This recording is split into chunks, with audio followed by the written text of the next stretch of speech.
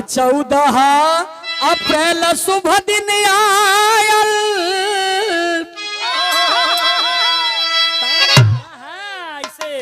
अरे तघरवा भरायल न हो अरे ललन तोहलोन की कौनी खानदान कहू जा कौनी परिवार कहू तुहरी खानदान में तुहरी परिवार में के पैदा भइल केकर बेटी बेटा हवा जा ये हम बतावे जाते हैं कैसे मुक्ति मिली। अरे सुगति मिली हो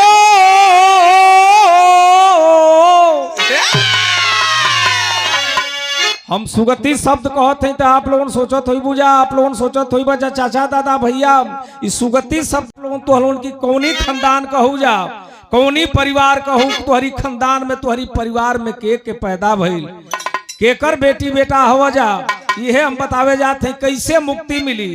अरे सुगति मिली हो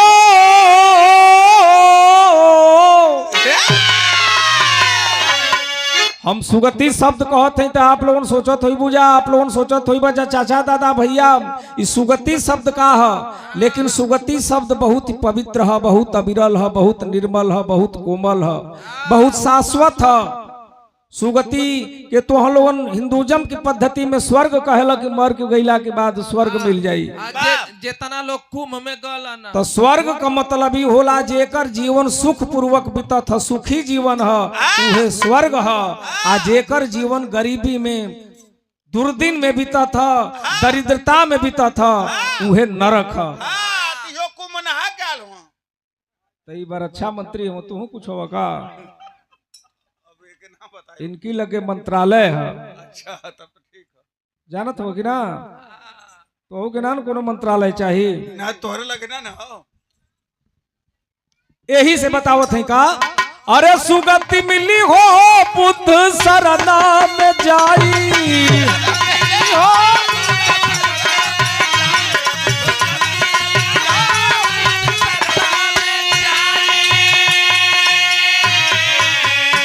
अरे जीवन के मिली वहां अरे जीवन के मिली वहां अरे अनमोल कमाई लगल है भैया अरे जीवन के मिली वहां अनमोल कमाई सुगति मिली हो बुद्ध सरना में जाई।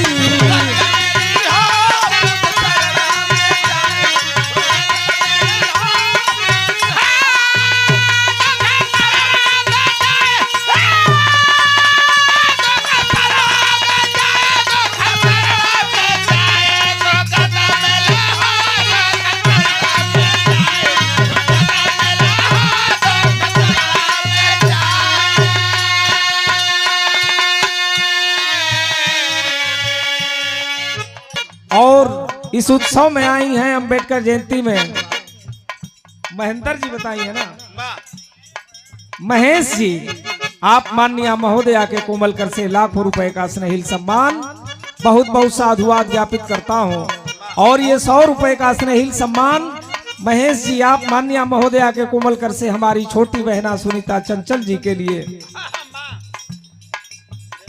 बहुत बहुत साधुवाद देता हूं सादर जय भीम।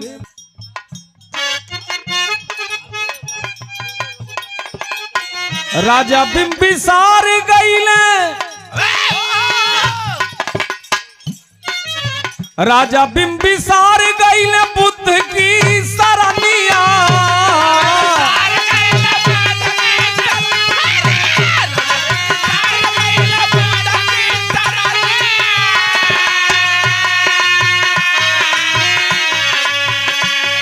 अरे अजासतु प्रसन्नजित के बदलल रहनिया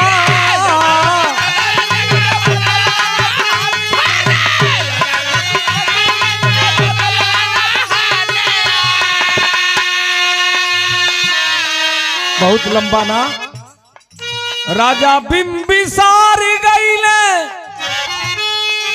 अरे बुद्ध की सरनिया अजाशत्रु प्रसेनजित के बदलल रहनिया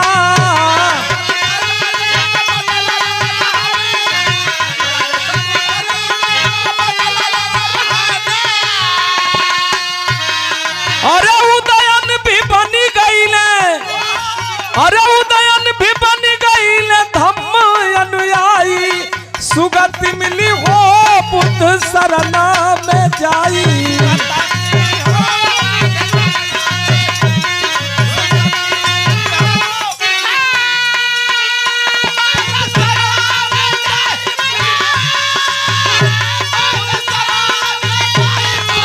अरे शरण में जाई, सुगति मिली हो बुद्ध शरणा में जाई।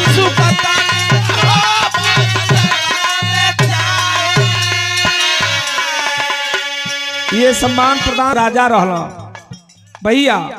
एगो राजा रहला बिंबिसार,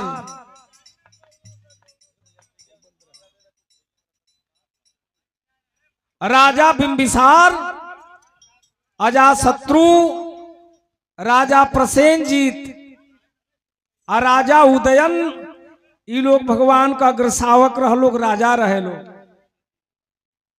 भगवान बुद्ध की शरण में चले गए तो उन्हें सुगति प्राप्त हो गई।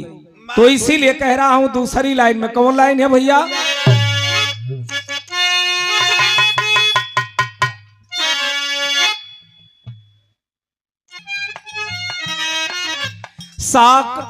साटक यकिंचन भी नहीं आ लगवले,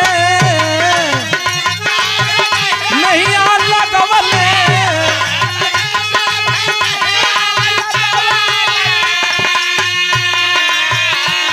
अरे सुनित भंग के भगवन गरवा लगवले,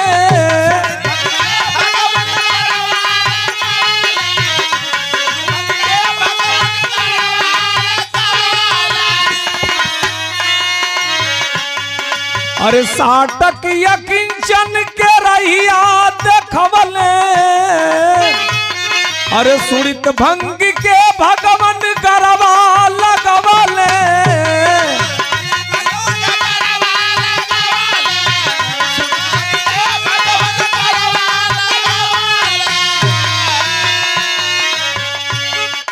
अंगुली माल छोड़ दिहले, अंगुली माल छोड़ दिहले, हिंसा कयल भाई, सुगति मिली हो बुद्ध शरणा में जाई। बहुत अच्छे।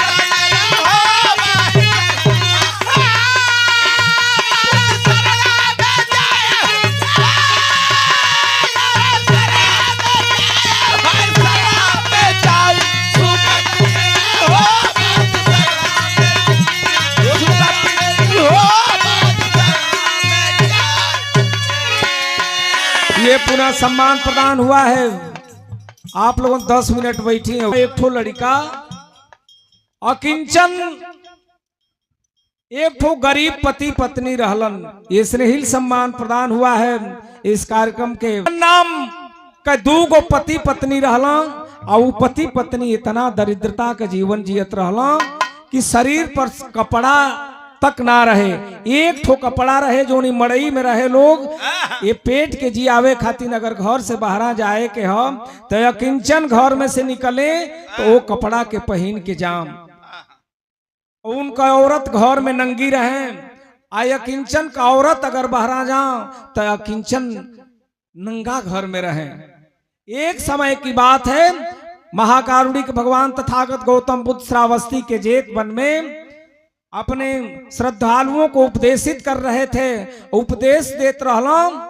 वही समय लोगन की मन में इच्छा भई कि श्रमण संघ को, भिक्षु संघ को हम लोग भोजन दान कराएंगे। सगरी लोग सेठिया, राजा महाराजा, प्रसेनजीत, बिंबिसार, उदयन, अजाशत्रु, सगरी लोग भगवान के भोजन करावे खातिर के केहू 1000 भिक्षु के, केहू 500 भिक्षु के, केहू 250, केहू के 200, 300 अपनी सामर्थ्य के अनुसार भोजन करावे खातिर के न्योता दे गए, जैसे साधु संतन के भोजन करावे खातिर के। ओ समय अकिंचन भी चल गई।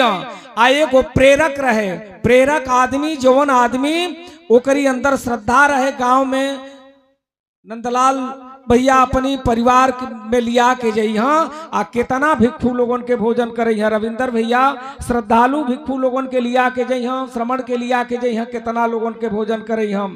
प्रधान जी विजेंद्र जी बैठल हुआ, आप अपनी घरे कितना भिक्षु लोगन के भोजन करेब।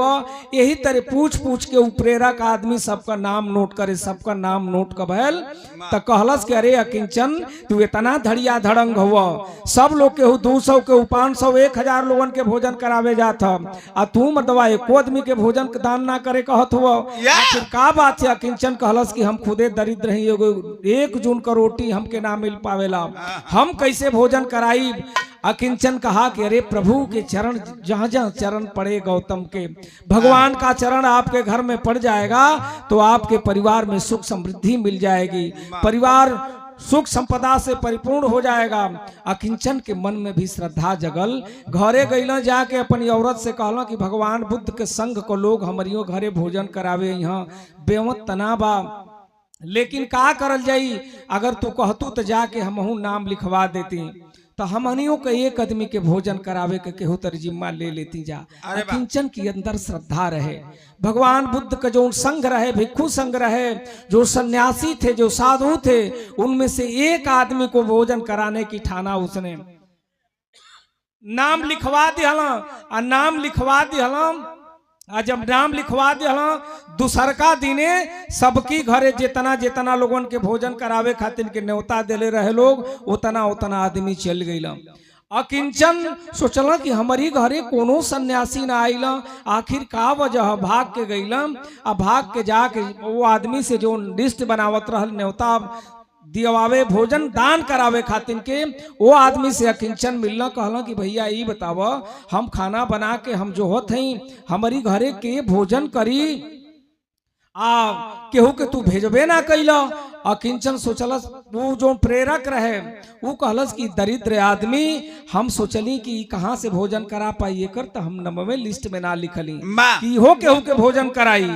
इतना बहुत बड़ियार गलती हो गई। अकिंचन अपन सर पीट पीट के रोवे लगल कि काहे खातिर के तना बड़ियार अपराध हमारी संगे कैला, काहे अन्याय कैला, हम गरीब तो जरूर हई, हमारी घर में चटनिए रोटी है तका करी, भगवान का चरण हमारी के परी, हम भगवान के भोजन करौले रहती, काहे ऐसा अन्याय हमारी संगे कैला। रोवे लागल अकिंचन। अकिंचन जब रोवे लागल तो उस श्रद्धालु कहलस कि भैया हमारी गलती के तू माफ कर द, क्षमा कर द। जितना संत साधु रहना सब श्रमण सगरी लोग जेकरी घरे जितना लोगन के भोजन करे जाए के रहे सब लोग चल गई, केहू त ना बचल बा। रुका एगो उपाय बा, देखें भगवान हुआ कि ना हुआ।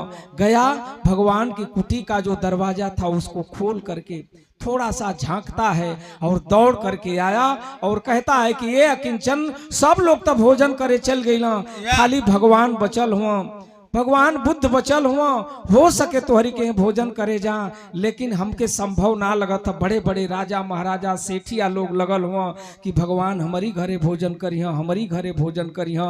तब अब उनकी मर्जी कबा प्रभु के करी घरे के करीब कुटी में के करी झोपड़ी में के करी महल में अपन चरण रखी, हाँ अब उनकी मर्जी पर निर्भर करत था।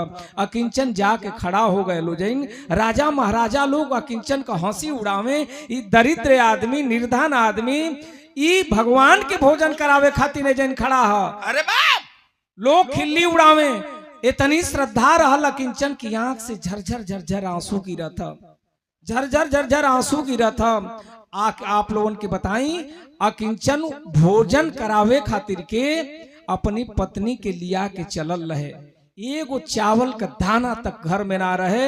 अपनी पत्नी के जब लिया के चलना तो एगो सेठिया रहला गुनगुना चलल कि हमारी घरे श्रमण संघ का लोग यहाँ भिक्षु संघ यहाँ भोजन करे खातिर के गुनगुनात जात रहे। सेठ एगो देखला कहला कि अरे अकिंचन बहुत खुश लग रहे हो, तो कहलस कि हमारी घरे भगवान बुद्ध का श्रावक संघ आई, उनकी संगे जो उन साधु रहलो उनमें से केहू हमारी घरे भोजन करे खातिर एक आदमी आई, भोजन बनवावे खातिर के सामान खरीदे खातिर के काम के चक्कर में है। उस सेठ कहला कि कुछ लकड़ी है तो के कुल्हाड़ी दे देते, बसुला दे देते, टंगा दे देते, लकड़ी फाड़ दो, आ तुहार औरत भी खाली है तो कुछ धान दे देते, वो कूट दे तो हम दे दे खाए पिए भर के सामान अपनी मेहमान के ले जाके भोजन करा दिया। लकड़ी काटने लगा, गीत गा गा करके। उसकी औरत ओखली में मूसल से धान कूट रही है मांगलिक गीतों को गा गा करके। और काम संपन्न करने के बाद जब काम संपन्न हुआ तो एक आदमी की बजाय मधु, शक्कर, घी, चावल, आटा, सब कुछ, घी सब कुछ दे के विदा कैला। एक किंचन तू ले जा, आ एक आदमी के ना तो 10 आदमी का व्यवस्था देते हैं। आ किंचन ले जाके वो व्यवस्था बनौले रहल। कहलस कि भगवान के भोजन हमके में कराई। पुरैन का पत्ता तोड़े खातिर के निरंजना नदी में गयल। आ निरंजना नदी में गयल तो एगो मछुआरा मछरी मारत रहल, मछरी मार के रखले रहल। कहलस कि भैया बड़ा खुश लगत हुआ, का बात है? कहलस कि भैया हमारी घरे भगवान बुद्ध का श्रावक संगावत है, हमके भोजन दान करे के है, पतई तोड़े खातिर ले ली है पुरैन का। तो वो कहलस कि एक किंचन इतना बड़ा बढ़िया बात कैला, तनी से हमार मछरी देखा, हम अपन मछरी औरी बेच के आवत हैं, कुछ पैसा हमहू दे दे। ए तरह कह के इंतजाम बनौले रहल। आ किंचन यही सोच सोच के रोवे। और राजा महाराजा सोचे कि ई का दान करी, ई का भोजन कराई। लेकिन भगवान का जब दरवाजा खुलल, अपन जो केवाड़ी लगल रहल, ए समय के जो केवाड़ी दरवाजा बाणस वो तरकना रहल, घास फूस का दरवाजा रहल। भगवान जब बाहर निकलन, अकिंचन अपन भिक्षा पात्र दे दिहल। अकिंचन की हाथ में जोनी भगवान भोजन करें, पिंडपात जोनी के कहल जाला, जोनी बर्तन में भोजन करें, भगवान वो दरिद्र आदमी के हाथ में दे दिहल। आ दे दिहल। सब राजा महाराजा हक्का बक्का हो गई कि प्रभु ये दरिद्र आदमी के हाथ में अपन पिंडपात दे दिहल, करी घरे भोजन करी। हमन के कितना बढ़िया बढ़िया व्यंजन बनवले रही, जा लगत है हमनी की घरे ना जाइ। अब राजा महाराजा ई सोचे कि भगवान जाइ, एक आध कवर खई, ओकरी बात खा के वहां से चल दी। पीछे पीछे चलने लगे सारे लोग। अकिंचन जाने लगा। अकिंचन जब लिवा करके घर पे गया तो करीब जब लोग गए तो वहां शक्र जौनी के आप लोगों ने इंद्र कहिला हिंदुजम में, वो शक्र जा करके मजदूर का भेष बना करके इंद्र वहां अकिंचन के घर में भोजन बना रहा था। और राजा महाराजा वो भोजन का सुगंध जब उनके महकल, कहलों कि अरे बाप रे बाप, यहाँ हमहन का कौन बस चल पाई। दासी नौकर चाकर कुल हुआ, इतना सुगंधित स्वादिष्ट भोजन का महक धरती पर कबो कहीं से मिलबे ना कईल। वो सब लोग लौट के चले। अकिंचन के भोजन वोजन भगवान के करा के अकिंचन आज अब वहां से चलल। वो सगरी बर्तन लगल माजे। आ बर्तन जब माजे लगल, शक्र जौनी के इंद्र कहे लोग आप लोगन, वो बर्तन जब धोवे लागल, सगरी बर्तन सोने को हो गई। सारे बर्तन सोने के हो गए। और सारे बर्तन जब सोने के हो गए और उसकी सुंदर मकान बन गई, सारी चीजें व्यवस्थित हो गई। जब वो उसको जानकारी मिली कि हमारे मड़ई का घर रहे, महल बन गई, हाई हो गई, हाउ हो गई, ऐसे हो गई, तो नियम रहे कि केहू को नींव खोदाई या उनमें से सोना चांदी असरफी मिली तो वो राज्य का संपत्ति हवे, ओके ले जाके देवे के परी। जब खुदाई होखत रहल तो उनमें से मटका में सोना, हीरा, जवाहरात, असरफी जो मिलल। अकिंचन दयालु श्रद्धालु आदमी, निर्मल विचार का आदमी, वो कहलस कि हमारी नींव की खुदाई में हाई कुल जो मिलल बा, ई राज्य का संपत्ति है। राजा लोग जो राज्य का रहना, वो कहला कि तुहरी जमीन में मिलल है, तुहरी खातिर के दिहल गई है, इस सगरी संपत्ति तुहार है। भगवान की करुणा बरसी। वह निर्धन व्यक्ति जो कभी नंगे रहता था तो उसकी पत्नी कपड़ा पहनती थी, और उसकी पत्नी जब कपड़ा पहनती थी तो उसका पति नंगा रहता था। उनकी दरिद्रता खत्म हो गई। लेकिन यही कहानी के बदल के कृष्ण या सुदामा का कहानी बता दिया तो आप लोगों कहल कि चाउर ले जाके दे दिया तो सुदामा खैल तो उनका महल, उनका झोपड़ी से महल अटारी हो गई। जानत रहलू हजा, ई समाज का तुहरी पुरखा पुरनिया रहना। अकिंचन को जिनसे दरिद्रता खत्म हो गई। दूसर की लाइन में कहा भैया, कृषा गौतमी पता चारा रहली दुखियारी, आम्रपाली बनी गई बुद्ध के पुजारी। अरे मल्लिका के मन में, अरे मल्लिका के मन में तब अरे देसना समाई। अरे सुगति मिली हो बुद्ध सरनाम जोई। भगवान वो लोगन का दुख दूर कैला जे करी दुख को कोनो और छोड़ ना रहल। वही बुद्ध की प्रतिमा लगी हुई, तस्वीर लगी हुई है। एगो कृषा गौतमी नाम का ये धरती पर जितना औरत है, अगर कई करोड़ औरतन के खड़ा कर दिहल जा, सब में अलग सबसे सुंदर 22 बरिस हो गए है बियाह भइले, ओकर आंचल में कबो एगो फूल ना खिलल। लेकिन आप लोगों ने जाना थे हमारी घर का माई बहन बेटी, दूसरे की घर का माई बहन बेटी, अगर उनकी कोख से एगो बच्चा पैदा ना हो खेला तो यह माई बहन आदर करेली, तो यह निरादर भी करेली। कोनो बांझिन कहे, कोनो बांझ कहे, कुछ कहे, ताना बानी कुबानी बोले। 22 साल की बात 23वें साल में उसके कोख से एक सुंदर पुत्र पैदा हुआ। बड़ा सुघर लड़का रहे, 7 साल को हो गई। लड़कन के संगे खेले गई, सांप काट लेहलस, वो लड़का का मृत्यु हो गई। वो लड़का मर गई। लड़का देखल से जाके जो दिहलस, आ जो दिहलस लाश लड़का को उठा के गई। लाश जब उठा के गई वहां से लोग ही कह लगल कि कुलक्षणी हवे। ई घर में जब से आई तब से एक घर में न सुख रहल न समृद्धि रहल। एगो लइको पैदा भइल तो उहो काल की गाल में समा गई। अगर ये ऐसा ना रही, चुड़ैल ना रही, डाइन ना रही, तो ऐसा ना हो। अपनी खराब खराब भाषा का जितना प्रयोग हो सके सब लोग करे। ये लइका के खा घलस, लाश सुतावल बा, लाश सुतावल बा। एक आदमी कह दलस कि भगवान अपनी आश्रम में हुआ, अपनी कुटी में हुआ, उतर तीनों लोगों का ज्ञाता हुआ, लेके चल जेबू न तो भगवान तोहरी लइका के जिया दी। कृषा गौतमी गई, भगवान की चरण में अपनी बेटा के रख दिहलस, आ रख दिहलस, कहलस कि हे प्रभु हमारी लइका के जीवित कर दें। भगवान से जब कहलस कि हमारी लइका के जीवित कर दें, भगवान एक शब्द में कहल कि ये बहिन, ए बेटी, जेकर जन्म भइल हो कर एक दिन मृत्यु जरूर होके के है। तो तुहार बाबू जितना दिन का रहला उतने दिन का साथ रहे, अब तुहार बाबू जीवित ना रह सकेला। वो कहलस कि अगर हे प्रभु तीनों लोगों का ज्ञाता हुआ आप, अगर हमारी बाबू के जीवित ना करबा, हमारी बाबू के जीवित ना करबा, तो हम यही जना अपन माथा पीट पीट के अपन प्राण दे दे। भगवान कहला कि मूर्खतापूर्ण विचार बंद करो बहन। भगवान कहला कि ठीक है तोहरी लइका के जिया देब हम। तू चल जा कोनो घरे, केहू के घरे चल जा, आ एक मुट्ठी सरसों मांग के ले आके दे दो, हम तोहरी लइका के जिया देब। ये बताई हमार बेटा, आपका भतीजा, आपका नाती पोता कोनो मर गई होखे, आ दुनिया में कोनो ऐसा आदमी होखे, और ओकरी शरण में आप अपनी मरल बेटी बेटा लइका के लेके जा, आ कह दे कि जिया दो। आदमी कह दे कि एक मुट्ठी सरसों ले आओ तोहरी लाल के जिया दे, तो का आप लोगन देर लगाई? देर लगा सकीला आप लोगन? हम चाहे आप केहू ना देर लगाई। कृषा गौतमी अपनी लाल के उठौली, 4 परक दौड़ के गईली, तो भगवान कहला कि बेटी रुक जा। जौनी घर से सरसों मांग के लेके आई हो, तो एगो औरी काम करी हो, पूछी हो कि तुम्हारी घर में केहू मरल तना न हो। कृषा गौतमी कहलस कि ठीक है। कृषा गौतमी चली गई, जितना चल पड़ना था उतना चलती थी। जौनी दुआरे जा लोगों से सरसों मांगे, सरसों मंगले का कारण लोग पूछे तो बतावे कृषा गौतमी हमार बाबू मर गई ना, भगवान की शरण में गई। हाँ, भगवान तथागत कहला कि तू एक मुट्ठी सरसों ले लेबू तो तुम्हारी बाबू के हम जिया दे। तो लोग सुने तो कहें कि अरे बहनी एक दौरी सरसों ले जा, एक बोरा ले जा, कम से कम तुहार लाल तो जी जाई। हाँ, तो जब लोग लेके सरसोईया आवे तो कृषा गौतमी ये पूछे कि आपके घर में केहू मरल तना न हो? अरे बाप! तो उनकी हाथ में डाली रहे, दौरी को सरसों रहे, सब गिर जा। वो लोग कहें कि ये बहनी तू ही कौन बात बता दिहलू? ये धरती पर जेकर भी जन्म भइल होकर मृत्यु हुई, हमार ससुर मर गई, हमार पति मर गई, हमार जवाने बेटा मर गई, हमार बेटी मर गई।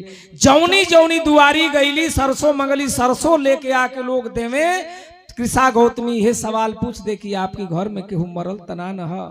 सगरी घर से यही जवाब मिले। कृषा गौतमी आखिर समझ गई कि ये धरती पर जेकर जन्म भइल हो के एक दिन मृत्यु के जरूर प्राप्त होके के है। लेके आई अपनी लइका के भगवान की शरण में रख दिहलस, आ कहलस कि हे प्रभु हमके बोध हो गई, हमके अब पुत्र मोहना है, हमारी दुख का निदान कर। वह उच्च शिक्षा की शरण में चली गई। बुद्धं शरणं गच्छामि कहने लगी, धम्मं शरणं गच्छामि कहने लगी, संघं शरणं गच्छामि कहने लगी। अरहत्व को प्राप्त हो गई। जीवन में का हुई, का घटी, का बढ़ी, सब कुछ जीते जीते जानने लगी। लगी। पटाचारा वो नाम जो सेठ सुलोचन बड़े बड़े राजा लोगन का वो घर गृहस्थी देखें, राजकाज में कुछ घट बढ़ जा तो उ देवे, सर सामग्री सगरी राजकाज का व्यवस्था चलावे। उनका एगो बेटी पटाचारा जब छोट उम्र का तो रहे जरूर, लेकिन शरीर से हिष्ट पुष्ट रहे। प्रीतम नाम का एगो माली ले जाके फूल दिहल करे, आ फूल दिहल करे तो लोग कहला कि दुतलिया मकान बना द, लड़की वो जे रही कबो लड़की के पांव खाले ऊंचे पड़ जाई, मर्यादा दाव पर लग जाई। ये बुढ़ऊ के मन्ने कदी है। छोट लड़का उनका 12 साल का सुधाकर नाम का वो फूल ले जा, लेकिन उस सेठ का लड़की पटाचारा अकेले घर में रहे, खाए पिए के हर व्यवस्था। लेकिन सुधाकर से कहलस कि तू हमार प्रेमी बन जा, तू हमार जीवन साथी बन जा। चरण पकड़ के रोवे लागल। सुधाकर कहलस कि तू सेठ जी का लड़की हो आ हम एगो माली का लड़का है, ये संभव ना है। लेकिन डराने धमकाने लगी, दोनों में प्रेम हो गया। आ सेठ सुलोचन अपनी बेटी का शादी तय कैला। आ बेटी का शादी जब तय कैला, बारात आई, द्वार पूजा हो गई, सब कुछ हो गई। ये भाई लड़की के मड़वा में बुलावल जा, लेकिन लड़की वही रात का भाग गई, सुधाकर के लेके चली गई। 3 सालों तक दूसरे जगह रही, आश्रय बना करके। पेट से जब हुई तो कही कि मायके में चल करके अपने बच्चे को जन्म दूंगी। सुधाकर कहलस कि जई जोनी माई बाबू का गर्दन छांट के एलू, मर्यादा डुबा के एलू, कैसे लोग तो के स्वीकार करी हैं। जिद कर देती है। जिद कैलस तो लिया के चलना। आ लिया के जब चलना तो साल वन में एक ठो बच्चा के जन्म दिहलस। आ बच्चा के पैदाइश हो गई तो लिया के चली आई। लिया के सुधाकर चली आई अपनी औरत के। आ लिया के जब चली आई, फिर समय के अनुरूप दूसरी बार पेट से हो जाती है। फिर जिद करती है कि पति हमारे पतिदेव मायके में लेकर के चलिए, वहीं अपने दूसरे बच्चे को जन्म दूंगी। लिया के तब जिद पर गईला तो एगो टांगी ले लिहला, एगो तलवार ले लिहला। आ लेके गईला। घोर आंधी तूफान आयल, जैसे काल परसों से ही चला था। तेज पानी बरसे लागल, प्रसव पीड़ा होके लागल।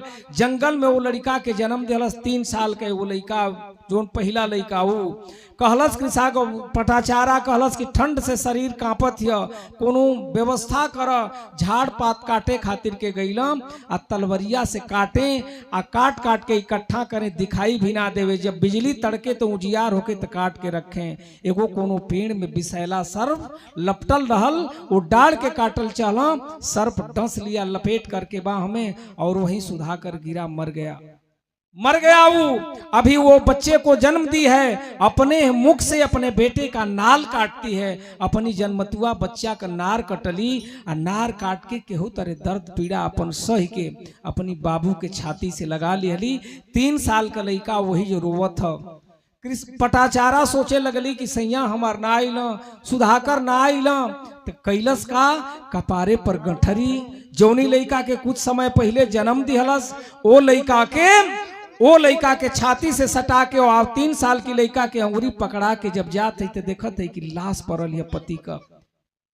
कहली कि अब तक हमके औरी विपत पर विपत मिल गई। माई बाबू से कफन का व्यवस्था करके अपनी पति का हम दाह संस्कार करी। एगो छोट सा नदी रहे, पानी कम तो जरूर रहल लेकिन धारा तेज रहल। अपनी बड़का लड़का के कहलस कि बेटा यही जो तू रह, छोटका बाबू के वो पार ध के आवत है तो तोहके लेके चलब। ले करके गई। छोटका बच्चा के जौनी के कुछ समय पहले जन्म देले रहली पटाचारा, एगो झाड़ी में रख के आ बड़का लड़का के लिया आवे खातिन के। अब कहली कि अब चली। लड़का के उधर गिद्ध कुल में डराए लगला। वो लड़का के चोंच में उठा लिया। पटाचारा देखलस कि हमारी लाल के तो गिद्ध उठा लिहलस। थपरी पीटे लागल कि थपरिया पीटब तो गिद्धवा छोड़ दे। लेकिन बड़का लड़का सोचलस कि माई हमके बुलावत है, दौड़त जाए लगल। आ दौड़त जब जाए लगल तो पानी तो कम जरूर रहल लेकिन तेज धारा में लड़का बह गई। छोटका लड़का के गिद्ध उठा के लेके चल गई। आ वह दिन में जोन घर रहे करी माई बाबू को, वो घर पर बरगद का पेड़ गिर गई। लोकर माई बाबू घर परिवार का सगरी लोग मर गईलन। लेकिन वो बुद्ध के अनुयायी थे। सारे लोगों को जेके कहल जाला मोक्ष की प्राप्ति, जीते जीते उन्होंने अच्छा कर्म किया था तो उसके आधार पर उन्होंने जब अच्छाई को अर्जित किया, बुराइयों को दूर करके, तो उन्हें सुगति की प्राप्त हो गई। समय बहुत ज्यादा लगा था तो यही से हम अंतिम लाइन में कहते हैं का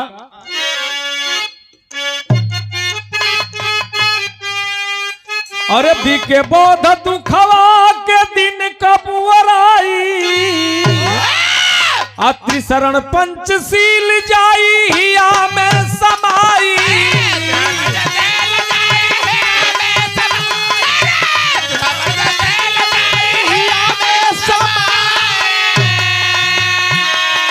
अनिल चंद्रशील रखिया अरे अनिल चंद्रशील रखिया अरे मन में समाई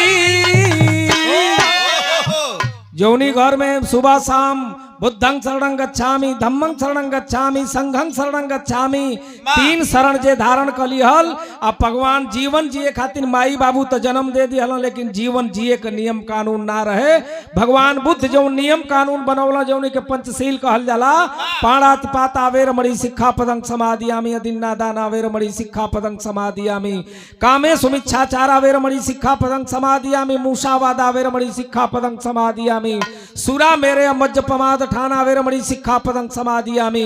अगर तीन शरण और इस पंचशील को आप लोग अपने चित्त में धारण करती हैं तो जीवन में दुख आपसे कोसों दूर चला जाएगा। तो इसीलिए कह रहा हूं बाबा साहब का यही सपना था। तो यही से हम कहते हैं का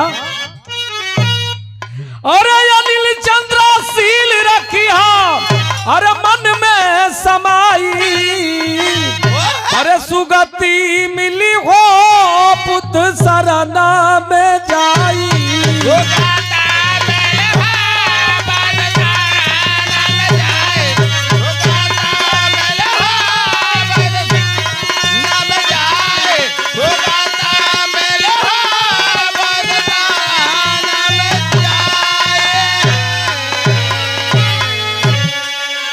बजा के आओ।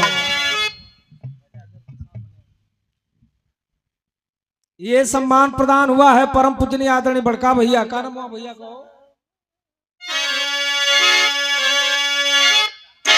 कहो